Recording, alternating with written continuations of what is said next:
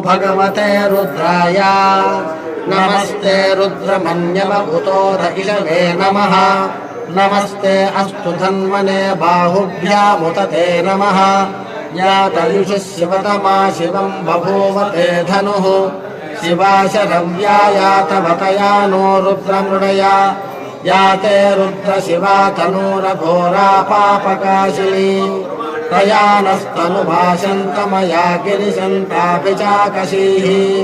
या विशृङ्गिरिशन्तहस्ते बिभर्ष्यस्तवे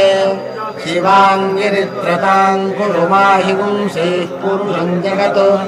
शिवेन वचसा त्वा गिरिशाख्या वदामसि यथा नः सर्वमिज्जगत यक्ष्मपुंसुमना असतु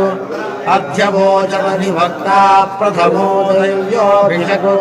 अहीगुश्च सर्वान् जम्भयन् सर्वाश्च यातु।